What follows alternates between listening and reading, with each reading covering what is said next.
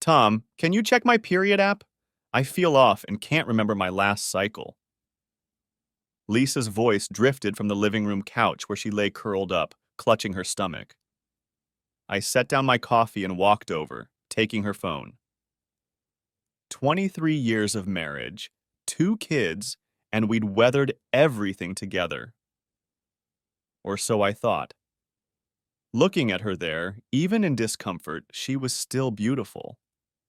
The same honey blonde hair I'd run my fingers through on our wedding day, though now with elegant streaks of silver she refused to dye.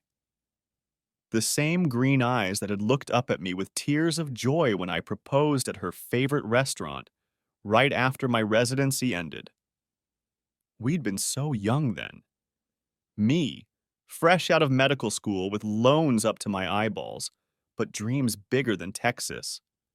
Her, teaching third grade and making peanuts, but loving every minute of it.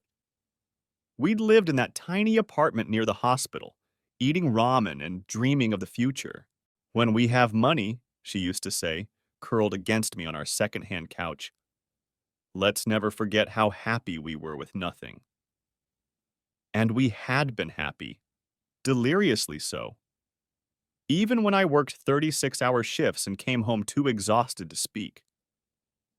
Even when her father died suddenly our second year of marriage and she cried for months. Even when the fertility struggles started. God, the fertility struggles. 3 years of trying, testing, hoping.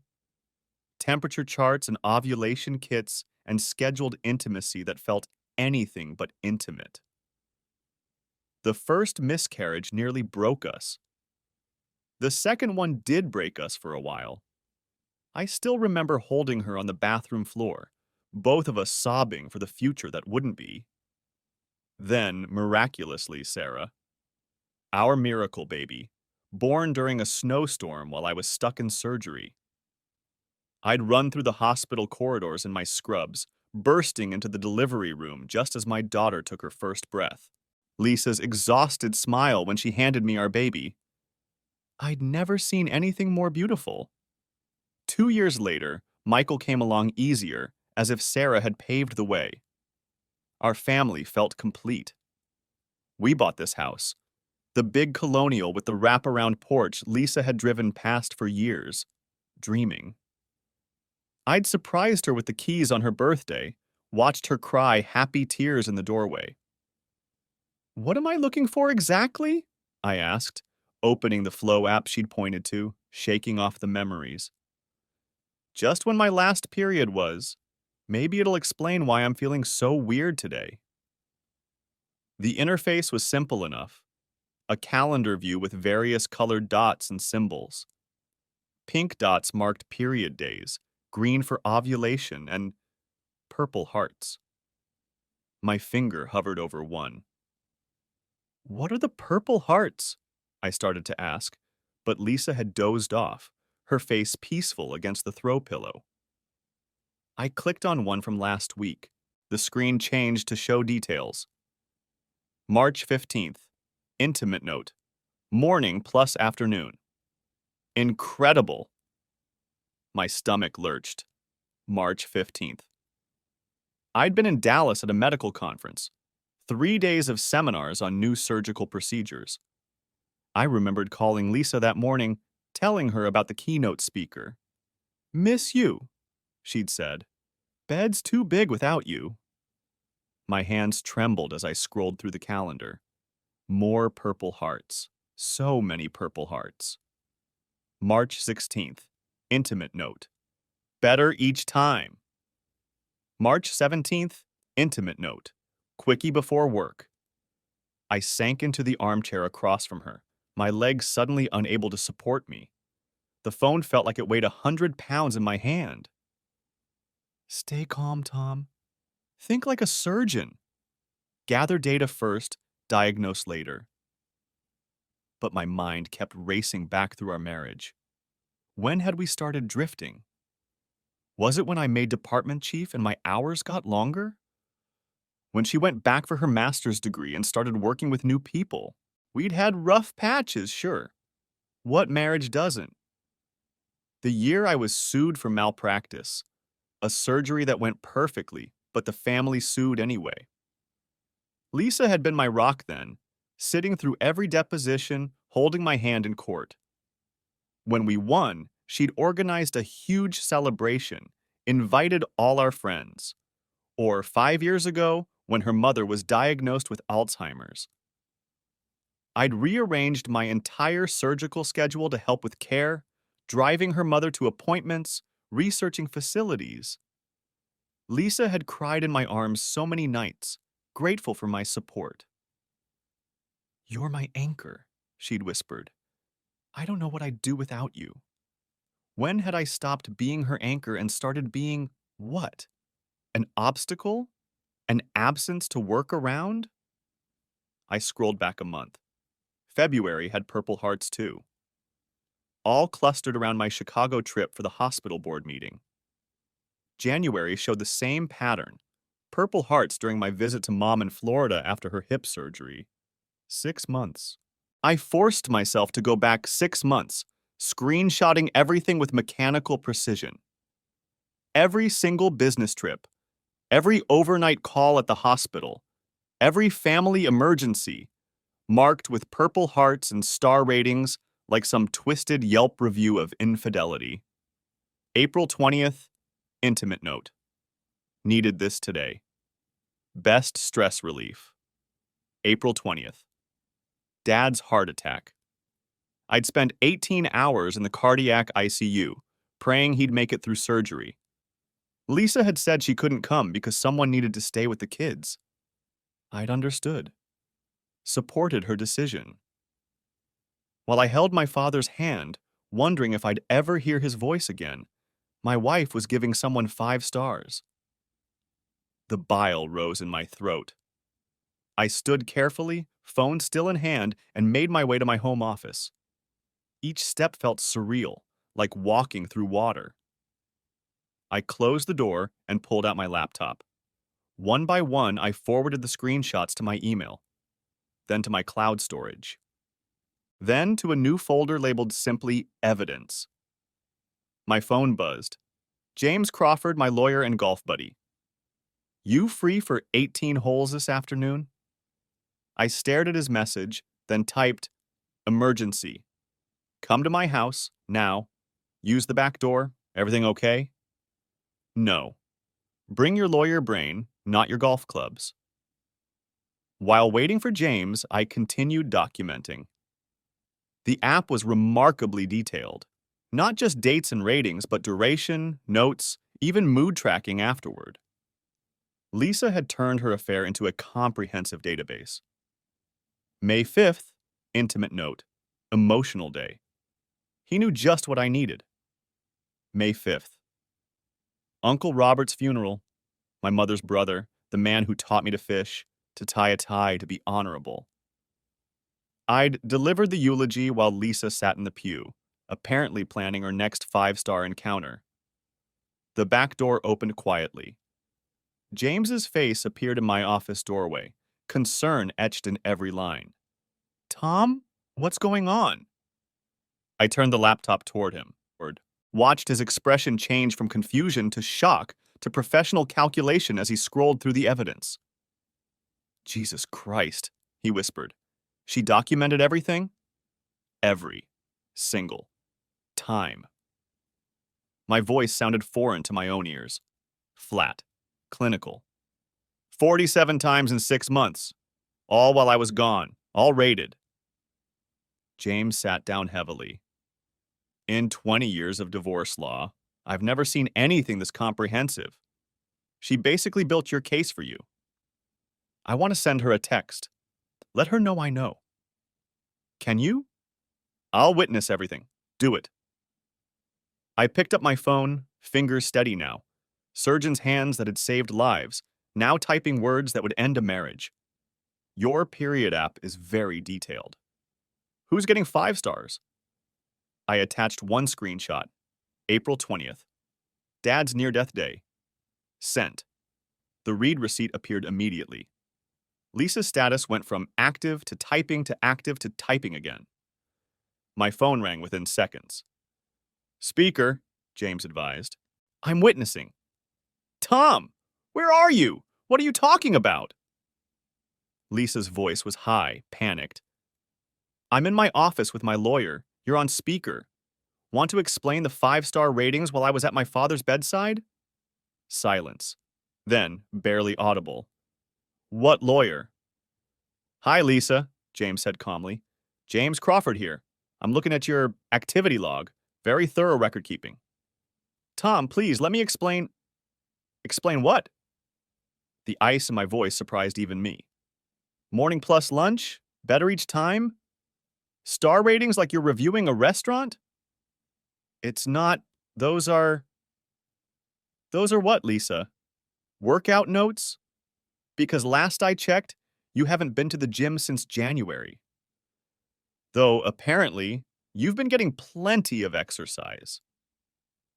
I heard footsteps running through the house above us. Where are you? Tom, we need to talk face to face. Check the office. The door burst open. Lisa stood there in her comfortable Saturday clothes, the ones I'd bought her last Christmas, her face draining of color as she saw the laptop screen filled with her digital diary of betrayal. Tom, it's not what it looks like. It's exactly what it looks like. I clicked through more screenshots. You've been with someone every time I travel, and rating the experience. Who does that, Lisa? Who rates their affair? She stumbled to a chair, legs giving out. I can explain. Please do. Explain January 10th. I'm at my mother's funeral, Lisa, burying the woman who loved you like a daughter. And you gave someone 4 stars. Only 4? What happened? Off day? I'm giving my mother's eulogy while you're disappointed in your side piece's performance. Stop. Tears streamed down her face. Please stop. February 28th, 5 stars. Best yet. I was presenting to the board for our hospital's expansion. The presentation that secured funding for the children's wing. While I'm fighting for kids with cancer, you're handing out 5-star reviews. James spoke quietly. Mrs. Mitchell, you've documented approximately 47 instances of infidelity, with ratings, times, and notes. This is the most comprehensive evidence of adultery I've seen in my entire career. I want a name, I said. Who's been earning these stars? Lisa's shoulders shook with sobs. Does it matter? Does it matter? My fist hit the desk, making everyone jump. You've been reviewing him like a restaurant on Yelp. Yes, it matters. I have a right to know who's been in my bed, in my home, with my wife. It's Derek, from my office. The name hit me like a physical blow. Derek? Derek who came to our Christmas party? Derek whose kids play with ours? Derek who I helped move into his new house? She nodded miserably, unable to meet my eyes. Derek. I'd carried his couch up 3 flights of stairs, had beers with him in his new backyard. His wife Miranda had sent a thank you card with a picture of their family. Get out. The words came out quiet, controlled. What? Get out of my house. I stood, using every ounce of control not to punch the wall. James is witnessing this. You have 1 hour to pack essentials. The rest goes through lawyers. You can't just kick me out. This is my home, too. James cleared his throat. Actually, given the documented infidelity and the house being in Tom's name from before the marriage, he can request you leave immediately. Where will I go? Ask Derek. He's 5 stars, right? I'm sure he has room. Maybe his wife will even help you unpack. The cruelty in my voice was foreign to me, but I couldn't stop it. 23 years of love, trust, and partnership reduced to star ratings and scheduled betrayals. The kids will stay here, in their home, with the parent who didn't turn their marriage into a review site. I pulled out my phone again. I'm sending these screenshots to myself, my lawyer, my cloud storage, and a backup drive. Every single one. You can't share those. That's private medical information. Private? I laughed, but there was no humor in it. You documented your affair in an app, Lisa, with ratings, with notes about how good it was while I was watching my father code on an operating table. You gave up privacy when you turned infidelity into a 5-star system. She fled upstairs. I heard drawers slamming, hangers rattling. James and I sat in silence, organizing the evidence into chronological order. This is ironclad, he said finally.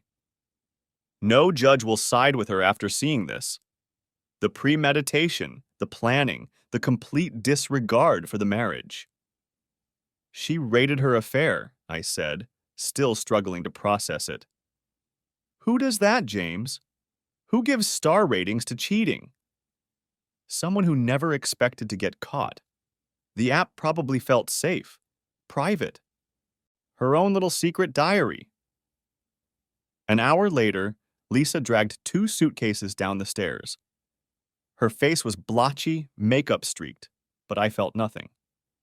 The woman I'd loved was gone, replaced by a stranger who rated adultery like restaurant meals. This is my home too, she tried one more time. Was, I corrected, was your home, until you turned it into a review site for Derek's performance. The kids, what will we tell them? The truth. Age appropriately. Mommy made bad choices and needs to live somewhere else for a while. Maybe Derek's house has 5-star accommodations for you. She left sobbing. I watched from the window as she loaded her car, each movement familiar yet foreign. The house felt empty with her gone. Not peaceful. Empty. I walked through rooms filled with memories now tainted by betrayal. Our wedding photos on the mantle. The kids' artwork on the fridge. The kitchen where we'd cooked thousands of meals together. My phone buzzed. Sarah, our daughter, home from college for spring break. Where's Mom going with suitcases? Come home. We need to talk. Dad? What's wrong? Just come home, sweetheart. The conversation with our children was the hardest part. Sarah, 21, sharp as a tack and studying pre-law. Michael, 19, quiet and thoughtful, home from his sophomore year in engineering. They sat on the couch where Lisa had handed me her phone just hours earlier. Your mother and I are separating, I began. She's been involved with someone else. What? Sarah's face went white. Mom's having an affair? Had. Past tense. It's over, and so is our marriage. Michael spoke for the first time. How did you find out? I explained carefully without the graphic details. Their faces cycled through shock, anger, disgust, and finally, a horrible understanding. She documented it? Sarah's pre-law mind was already working. She actually kept records? With ratings, I confirmed. Like Yelp reviews. That's... Michael struggled for words. That's sociopathic. Your mother isn't a sociopath. She made terrible choices and documented them in a terrible way. But she's still your mother. This is between her and me. Sarah wasn't having it. She cheated while Grandpa was dying. While you were at Grandma's funeral. That's not just terrible choices, Dad. That's cruel. The weeks that followed were a blur of lawyers, paperwork, and managing the kids' emotions. Sarah threw herself into research, pulling up every case she could find about digital evidence in divorce proceedings. Dad, did you know in New York, a woman's Fitbit data proved her husband was lying about his whereabouts during his affair? And in California, a guy's Uber receipts showed a pattern of visiting his mistress. But this, Mom creating a whole rating system, This is unprecedented. Michael, quieter by nature, processed differently. I found him in the garage at 2 a.m. working on his car. Couldn't sleep, he said when I joined him. Keep thinking about all the times Mom said she couldn't come to my robotics competitions because she had school obligations. Was she with him then too? I couldn't answer. I didn't know how deep the betrayal went. You know what gets me? He continued, not looking up from the engine. The ratings. Like, having an affair is bad enough, but rating it? Writing reviews? That's just twisted. People do strange things, I said carefully. Sometimes they compartmentalize so much they don't realize how their actions look from the outside. Did you suspect anything? Before, I mean. I thought about it. Had there been signs? In retrospect, maybe. The new clothes. The increased focus on her appearance. The way she'd been protective of her phone lately. But I'd attributed it all to her new position at work. The confidence that came with her recent promotion. No, I admitted. I trusted her completely. Michael finally looked at me. How do you trust anyone after this? I didn't have an answer for my son. How do you explain that trust is a choice, one you have to make despite the risk? That the alternative, living in suspicion and fear, is no life at all? The legal proceedings began in earnest 3 weeks later. James had assembled what he called a shock and awe package, every screenshot organized by date, a timeline showing my whereabouts for each incident. Character witnesses lined up. Her lawyer's trying to negotiate, James told me over coffee. Wants to keep this out of court. No. Tom, mediation might be faster. No. She made this public the moment she put it in writing. Stars and all. Let the court see what she did. The first hearing was for temporary orders. Judge Harrison, a no-nonsense woman in her 60s with steel gray hair and sharp eyes, reviewed the evidence with increasing incredulity. Counselor, she addressed Lisa's lawyer, a nervous young man named Bradley. Am I understanding correctly that your client used a period tracking application to document and rate extramarital encounters? Your Honor, my client's personal health data should be protected. Counselor, I've been on this bench for 30 years. I've seen text messages, emails, credit card receipts, even GPS data. But I have never seen someone create what amounts to a Yelp review system for adultery. She pulled up the April 20th entry on her tablet. 5 stars. Needed this today. Best stress relief. Mr. Mitchell, where were you on April 20th?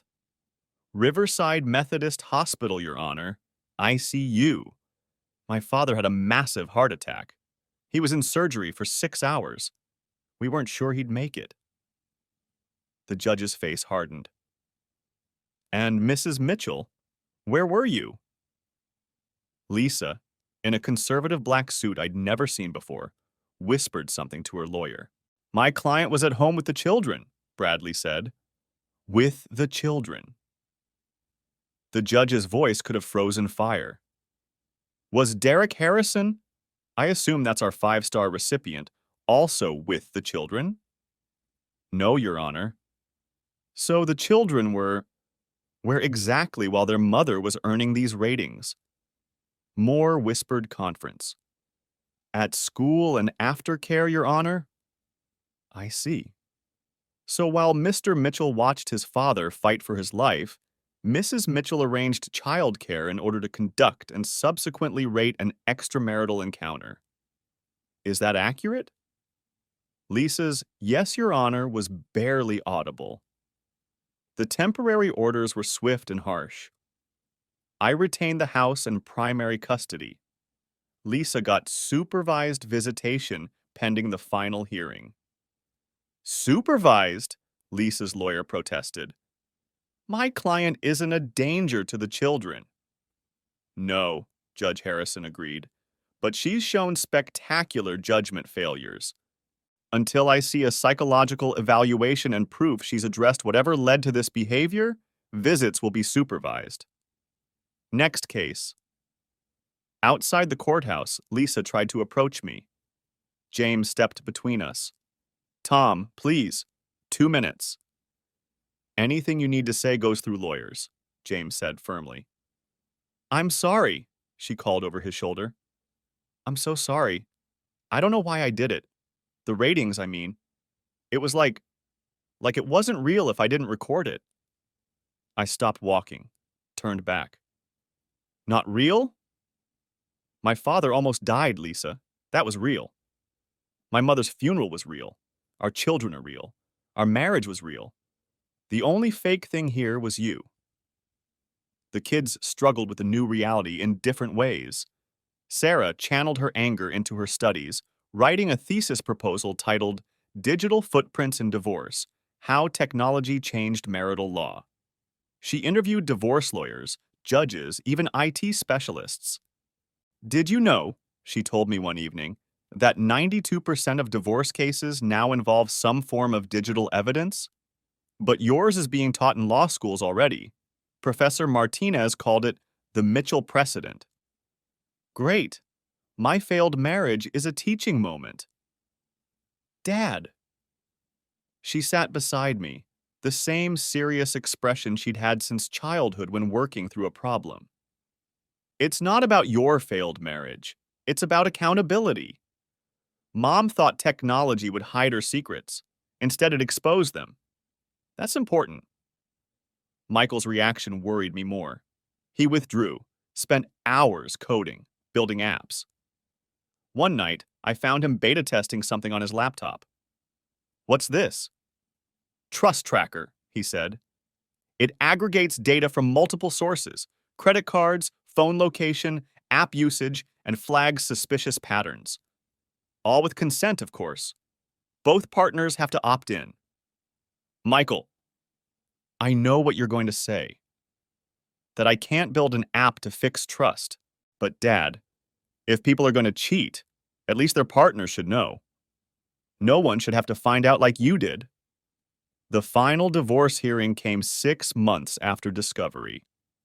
By then, the initial shock had worn off, replaced by a grinding determination to get through it. Lisa had hired a new lawyer, an aggressive woman named Patricia Stern, who specialized in high-conflict divorces. Your Honor, Stern began, we're not disputing the infidelity. However, we believe the court should consider the context. Dr. Mitchell was absent for significant portions of the marriage due to his career. Objection, James interrupted. Dr. Mitchell's work schedule doesn't justify documented adultery. Sustained. Miss Stern, unless you're arguing that absence equals consent to infidelity, move on. Stern regrouped. The use of private medical data. Miss Stern, Judge Harrison cut her off. I've already ruled on this. The app data is admissible. Your client documented her own behavior. The fact she chose a period tracker instead of a diary doesn't grant her special protection. The evidence presentation was methodical and damning. James had created a PowerPoint, each slide showing my location and Lisa's corresponding app entry. January 10th, Dr. Mitchell at Riverside Memorial Cemetery, delivering his mother's eulogy. Click. Mrs. Mitchell's entry, 4 stars. Note, good but rushed. February 14th, Valentine's Day. Dr. Mitchell in surgery, emergency pediatric case. Click. Mrs. Mitchell's entry, 5 stars. Note, romantic afternoon.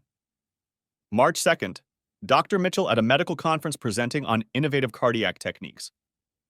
Click. Mrs. Mitchell's entry, 5 stars. Note, tried something new. Incredible. With each slide, Lisa sank lower in her chair. Several times, the court reporter had to ask her to speak up when answering questions. Character witnesses painted 2 different pictures. Mine spoke of dedication, integrity, a man who'd never missed a school event despite his schedule. Hers spoke of loneliness, a woman who felt abandoned, who'd made a terrible mistake.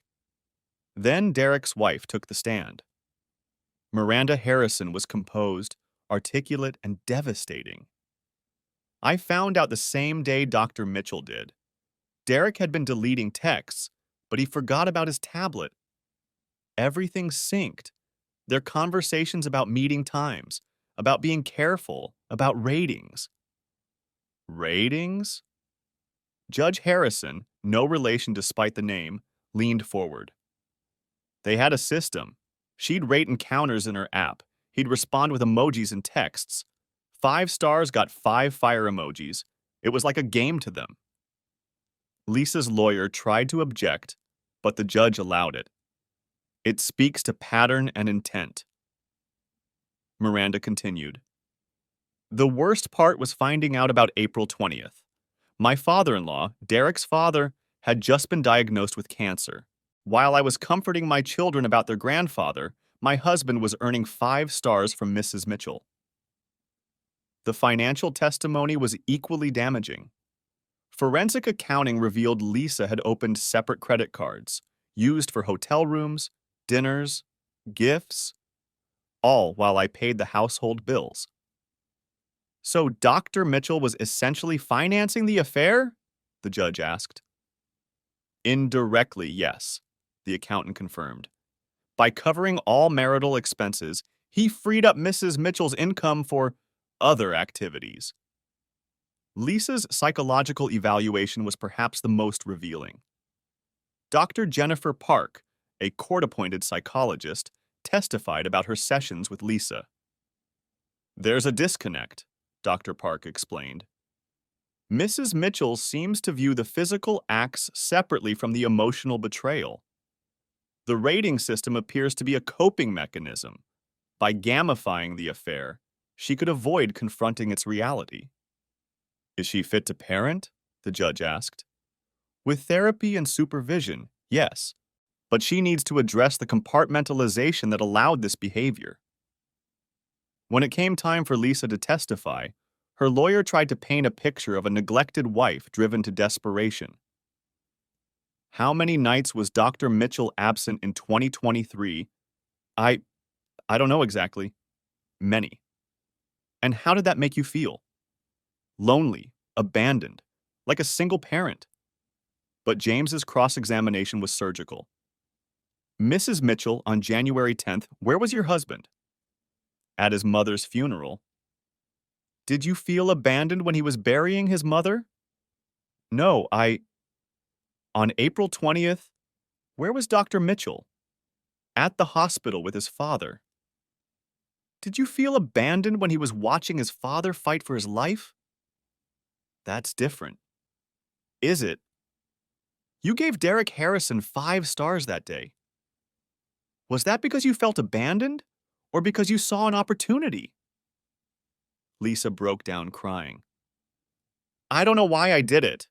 The ratings, the notes, it was like if I documented it, I could control it, make it less real somehow. Less real? Mrs. Mitchell, you created a detailed review system. You turned adultery into a 5-star scale. That seems very real. I know how it looks. How it looks. Mrs. Mitchell, you wrote new record on April 14th. What record were you celebrating?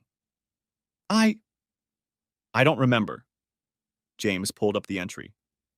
5 stars. New record. Your husband was in court that day, defending himself against a malpractice suit. A case where he saved a child's life but was sued anyway. While he fought for his reputation, you were setting records. What kind of record, Mrs. Mitchell? I don't know, Lisa sobbed. I don't know why I wrote that. The judge had heard enough. The final ruling was comprehensive and harsh. In 30 years on the bench, I've seen many forms of betrayal. But this court has never encountered such a methodical, documented pattern of deception. Mrs. Mitchell didn't just have an affair, she created a rating system for it. She scheduled encounters during her husband's most vulnerable moments. She gave 5 stars while he buried loved ones, saved lives, and fought for his career. The court awards Dr. Mitchell the marital home, primary physical custody of the minor children, and 75% of marital assets, excluding Mrs. Mitchell's teaching pension. Mrs. Mitchell will have supervised visitation for 6 months, pending completion of therapy and a follow-up psychological evaluation. Furthermore, given the extraordinary nature of the evidence, this court orders Mrs. Mitchell to pay alimony to Dr. Mitchell for a period of 5 years, acknowledging that his career supported her ability to conduct this affair. Mrs. Mitchell, you turned your marriage into a review site. Now you're experiencing the consequences of those reviews. Court is adjourned. Outside the courthouse, Lisa made one last attempt to speak to me. Tom, please. I know you hate me, but the kids will be fine. They're strong, smart, and they have a father who puts them first. You'll see them during your supervised visits. Work on yourself, Lisa. Figure out how you became someone who could rate betrayal while I held my dying father's hand. I loved you, she said quietly. Despite everything, I did love you. No, I said, finally feeling the anger I'd suppressed for months. You don't rate someone you love. You don't give stars for destroying what they cherish. You love the idea of me, the doctor husband, the nice house, the comfortable life. But love? Real love. You don't even know what that means. The kids began their own healing process. Sarah threw herself into student government and her thesis, turning our family tragedy into academic excellence. She started dating a nice young man from her ethics class, after making him sign a mutual transparency agreement she'd drafted herself. It's not legally binding, she told me, but it sets expectations. Full access to each other's devices, monthly relationship check-ins, and absolute honesty about feelings before they fester. That's thorough. I watched Mom document betrayal in a period app, Dad. I'm going to document trust in a relationship contract. Michael's app took off in unexpected ways. What started as a bitter response to betrayal evolved into something more positive.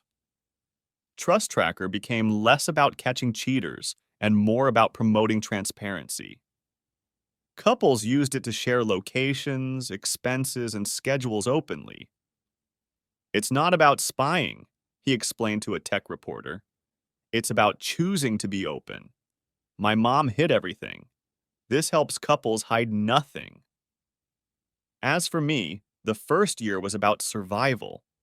Surgery, kids, and processing the end of what I'd thought was a solid marriage. Therapy helped, especially understanding that Lisa's behavior wasn't my fault. You could have been perfect, Dr. Rothstein told me, and she still would have cheated. This wasn't about what you lacked. It was about what was broken in her. 18 months after Discovery Day, I met Carol at a medical conference. She was presenting on pediatric cardiac innovations, brilliant and passionate about her work.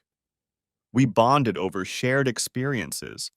She'd been through her own divorce after discovering her ex-husband's gambling addiction. He hid it well, she told me over coffee, until I found the casino app on his phone. Lost our house, kids' college funds, everything. Mine had a period tracker, I said. Rated her affair? 5 stars. She laughed, then caught herself. Sorry, that's not funny. It's a little funny, in a tragic, what the hell way. We took it slow. Dinners when our schedules aligned. Medical conferences where we'd attend each other's presentations. 6 months before our first kiss. I need you to know, I told her early on, I have trust issues. Not with you, but in general. I'd be worried if you didn't. We both do.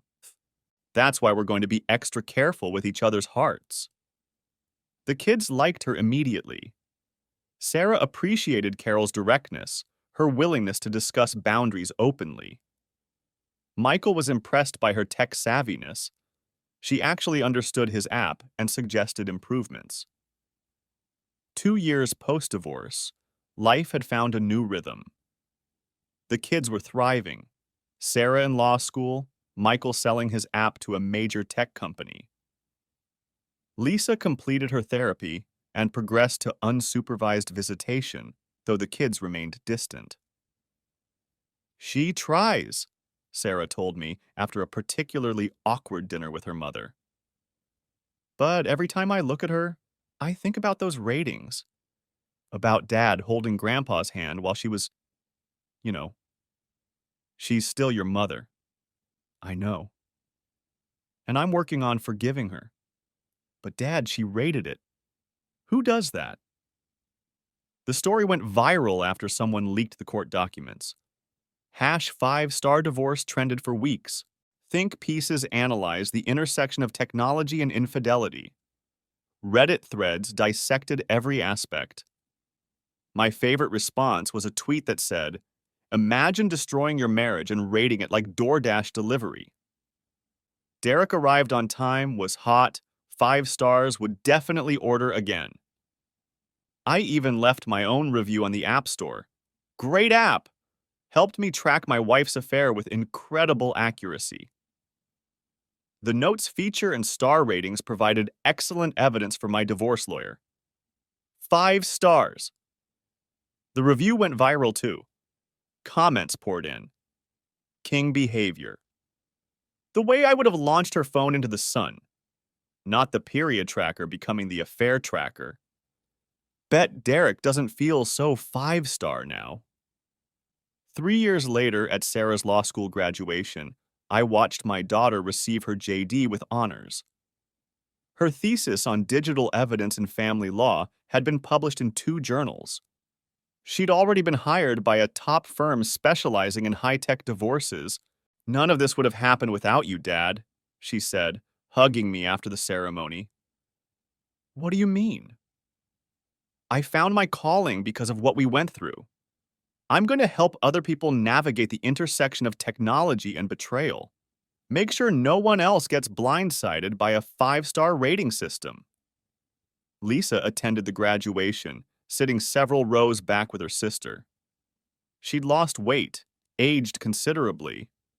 The confident woman who'd handed me her phone that Saturday morning was gone, replaced by someone who looked perpetually apologetic. After the ceremony, she approached cautiously. "Tom, the kids look wonderful." "They are wonderful, despite everything." "I know you'll never forgive me." "I forgave you a long time ago, Lisa, for my own peace." "But forgiveness doesn't mean forgetting, or trusting, or wanting you back in my life beyond co-parenting." I think about that day all the time. If I hadn't asked you to check the app, you'd still be giving out 5-star ratings. The only thing you regret is getting caught. She started to protest, then stopped. You're right. I was so deep in my own justifications, my own world. The ratings made it feel like a game instead of destroying our family? Yes. She looked at our children, laughing with their friends. I see a therapist twice a week. I'm trying to understand why I did it, why I documented it like that. And she says it was about control. I felt out of control in our marriage, with your schedule, with getting older. The affair made me feel wanted. The ratings made me feel powerful, like I was in charge of something. You were in charge of plenty, our home, our children, our life together. But that wasn't enough. It should have been. Tears ran down her face. It should have been everything. I destroyed everything for what? Ratings? Stars? A man who ran back to his wife the second we were caught. I felt a flicker of the old sympathy, the urge to comfort her. But too much had happened. Too many five-star betrayals while I fought to save lives and honor the dead. The kids are adults now, I said instead. They'll decide what relationship they want with you. I hope you find peace, Lisa. Real peace. Not five-star reviews of it. That night, Carol and I celebrated Sarah's graduation at our favorite restaurant. We'd been together 2 years, living together for 6 months. No apps tracking anything except shared grocery lists and calendar appointments. I have something to ask you, she said over dessert. And I want complete honesty. My stomach tightened. Okay. Do you trust me? Really trust me? Or are you always waiting for the other shoe to drop? I thought carefully. I trust you, but I verify. Not because of you, but because of me. I check receipts not because I think you're lying, but because I need to see them. I share my location not because I think you're suspicious, but because transparency feels safe. Is that okay? She reached across the table, took my hand. It's more than okay. It's honest. We both have scars, Tom. Mine make me obsessively check bank balances. Yours make you screenshot everything. We're damaged, but we're damaged together. That's the least romantic thing anyone's ever said to me. Want romantic? I love you. I love your trust issues and your screenshot habit and the way you still flinch when you see period tracking app commercials. I love that you're broken in ways that complement how I'm broken. And I love that we're building something real, even if neither of us will ever be naive enough to not document it. I laughed, really laughed, for the first time in years. I love you too. 4 stars. 4. She pretended outrage. What do I have to do for 5? 5 stars are reserved for life-changing moments. Meeting you was only 4 3/4. I'll take it, but I'm aiming for a full 5 by our wedding day. I nearly choked on my wine. Wedding? Eventually. When we're ready. When the kids are settled. When it feels right. No rush. But Tom? When I propose, and yes, I'm proposing when the time comes, I promise not to rate it in any app. 6 months later, she did propose. At a medical conference, right after I'd presented a paper on innovative cardiac procedures, in front of 500 colleagues. Dr. Thomas Mitchell, she said, taking the microphone, you've shown me that trust can be rebuilt. That love can exist after betrayal. That 2 people with more baggage than an airport can still fly together. Will you marry me? I said yes. The room erupted. Someone started a standing ovation. Later, Sarah asked if I was really ready to marry again. Your mom taught me what I don't want, I told her. Carol's teaching me what I do want. Honesty, transparency, a partner who faces life with me, not one who escapes to 5-star ratings when things get hard. Just no joint apps, okay? She was only half joking. Separate everything, I assured her. Except maybe a shared calendar for scheduling. No ratings allowed. The wedding was small. Family, close friends, a few colleagues. Lisa wasn't invited, though she sent a card wishing us well. Derek and Miranda were both remarried to other people, their 5-star affair a cautionary tale in their social circle. Michael's best man speech was perfect. My dad taught me that trust isn't about blind faith. It's about choosing to be vulnerable, even when you know how much it can hurt. Carol, thank you for helping him choose trust again. Dad, thank you for showing us that even 5-star betrayals can't break a good man. Sarah, as maid of honor, was more direct. Carol, if you ever download a period tracker, we're checking it monthly. Dad, if you ever travel for work, we're installing GPS directly into your spine. Trust, but verify, am I right? The room laughed. Carol and I laughed. Because sometimes that's all you can do. 5 years after that Saturday morning when my life imploded, I stood in my backyard, our backyard, watching Carol teach Sarah's boyfriend how to properly season a steak. Michael and his fiancée were setting the table, debating whether his trust app had helped or hurt modern relationships. It's not about the technology, Michael insisted. It's about what people do with it. But you're enabling surveillance, his fiancée countered, making paranoia profitable. Or I'm enabling transparency, he shot back, making honesty easier. I smiled, remembering my own debates with Lisa about work-life balance, about trust, about what we owed each other. How certain we'd been, how wrong we'd been. My phone buzzed, a text from an unknown number. Tom, it's Lisa. I know I have no right to contact you, but I wanted you to know I'm getting married again. He knows everything. Saw all the court documents before our first date. Still wanted to try. I won't be documenting anything this time. No apps, no ratings, just living. I hope you're happy. You deserve to be. Despite everything, you were a good husband. I was just a terrible wife. I stared at the text for a long moment, then deleted it. Some bridges, once burned, didn't need rebuilding. Some people, once revealed, didn't need revisiting.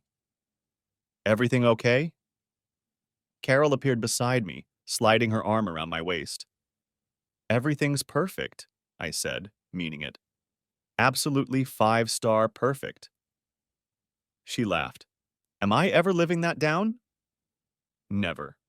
When we're 90, I'll still be asking you to rate your dinner. 1 star, she said, kissing me. Terrible service. The waiter hasn't even taken our order. Management apologizes. How can we improve your experience? Less talking, more grilling. Your daughter's boyfriend is about to ruin a perfectly good ribeye. We moved toward the grill, toward our family, toward our life. Behind us, in the house, my laptop sat closed on my desk. No screenshots needed, no evidence to gather, no ratings to check. Just trust. Verified daily by actions, not apps. Measured in moments, not stars. Built on honesty, not hidden in technology. The Mitchell method had evolved. Always check the apps? Yes. But more importantly, always choose partners who make checking unnecessary. And if someone offers to rate your relationship, run fast, run far, because love isn't a 5-star system. It's either there or it isn't. And if it isn't, well, there's probably an app for that.